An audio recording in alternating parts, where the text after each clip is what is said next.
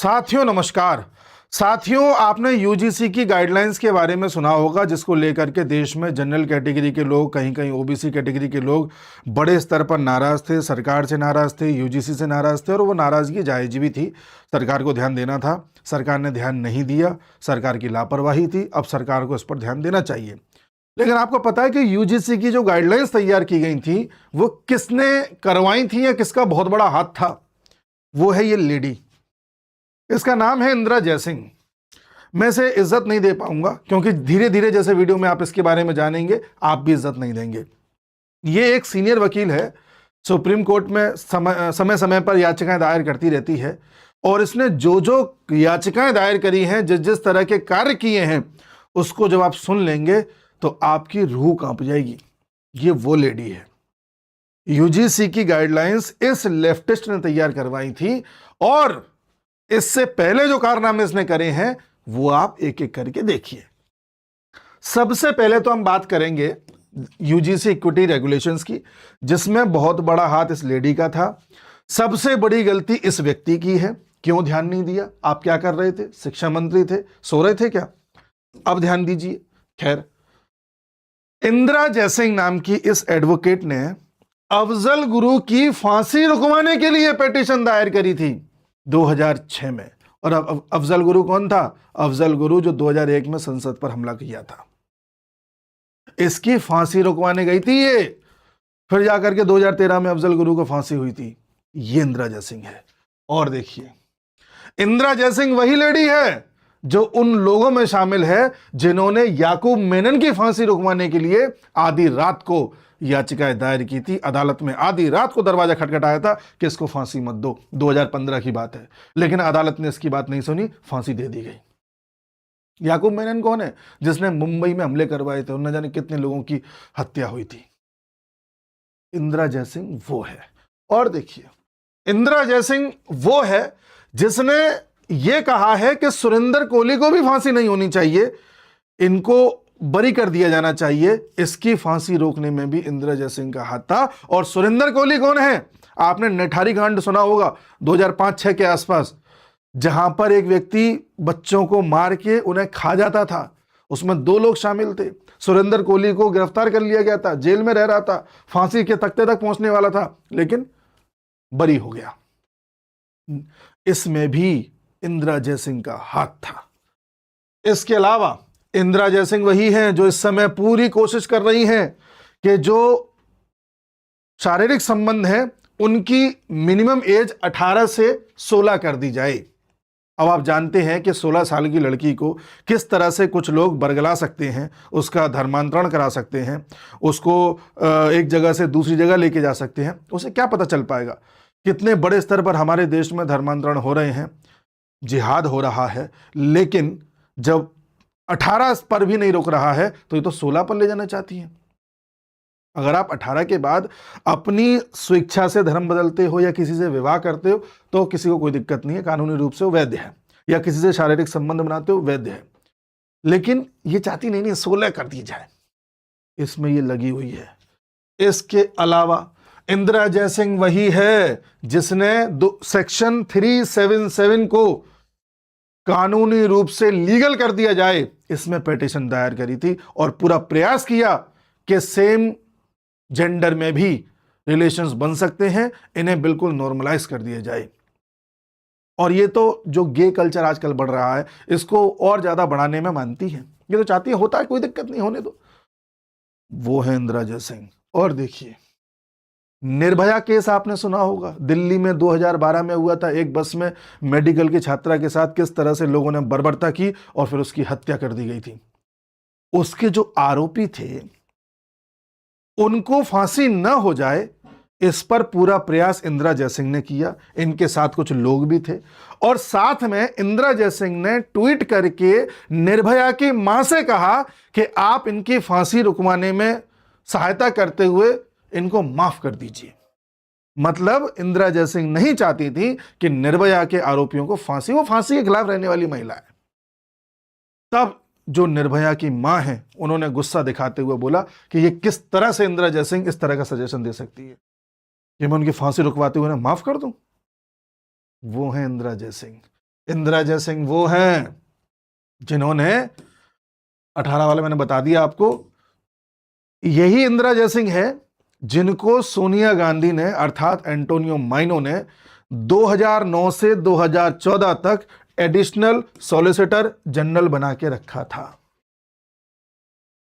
आप देखिए, चीजें देखिए, मैं धीरे धीरे और लिंक्स निकालूंगा। एक पत्रकार की मैं बातें सुन रहा था, वहां से मुझे ये आइडिया लगा, तो फिर मैंने सारा रिसर्च किया और पाया कि इंदिरा जयसिंह तो बहुत बड़ी खिलाड़ी निकली, हमारा ध्यान ही नहीं गया था इनकी तरफ।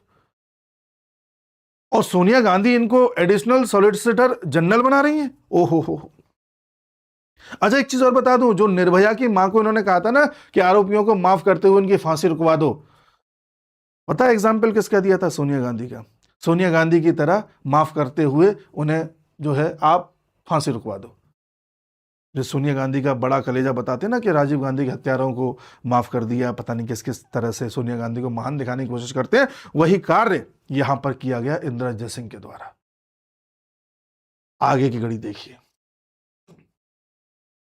इंदिरा जयसिंह एक एनजीओ इन लोगों का बना हुआ है, उसका नाम है कलेक्टिव लॉयर। ये एनजीओ समय समय पर ऐसे मुद्दे उठाता है, ऐसे मुद्दों पर काम करता है जो आप जानते हैं बिल्कुल लेफ्टिस्ट लोगों को पसंद आते हैं। इस एनजीओ पर आरोप है कि इसने रोहिंग्यास को नागरिकता दिलवाई है, और यह भी आरोप है इंदिरा जयसिंह सहित इन एनजीओ पर कि भारत में जो सीएए के तहत बाहर से आने वाले हिंदुओं को या अन्य शरणार्थियों को जो सिटीजनशिप दी जा रही थी उसका विरोध किया जाए। यह भी इस एनजीओ ने किया था, इंदिरा जयसिंह ने किया था। यानी कि इंदिरा जयसिंह नहीं चाहती थी कि पाकिस्तान, अफगानिस्तान, बांग्लादेश से आने वाले हिंदुओं को सिटीजनशिप दी जाए, उसका भी विरोध किया। एक चीज और बताता हूं, इस एनजीओ पर देखिए, इस एनजीओ पर फिलहाल तो एफसीआरए के तहत पूरी तरह से एफसीआरए इसका लाइसेंस रद्द कर दिया गया है। यह एनजीओ बाहर से अब पैसा नहीं ले सकता, लेकिन आंकड़े बताते हैं 2007 से 2014 के बीच इस एनजीओ के पास 32 करोड़ रुपए व्हाइट में आए हैं। कहां से? फोर्ड फाउंडेशन से और ओपन सोसाइटी फाउंडेशन से, यानी जॉर्ज सोरोस से। और जॉर्ज सोरोस कौन है? जॉर्ज सोरोस वही व्यक्ति है जो यह कहता है कि मैं $1 बिलियन का फंड रेज कर रहा हूं ऐसी सरकारों को गिराने के लिए जो नेशनलिज्म को ज्यादा प्रमोट करती हैं। जॉर्ज सोरोस के बारे में आप जानते ही हैं, तमाम बार हम बात कर चुके हैं। यानी कि इंदिरा जयसिंह पर पैसा आ रहा है जॉर्ज सोरोस से। अच्छे खासे संबंध बने हुए हैं सोनिया गांधी से। कदम कदम पर पिटीशन दायर हो रही है आतंकियों को बचाने के लिए, उनको फांसी ना हो जाए। निर्भया से कहा जा रहा है कि माफ कर दो, और अब जाके यूजीसी रेगुलेशन गाइडलाइंस इस तरह से तैयार करवाई गई जो पूरी तरह से जनरल कैटेगरी के खिलाफ थी।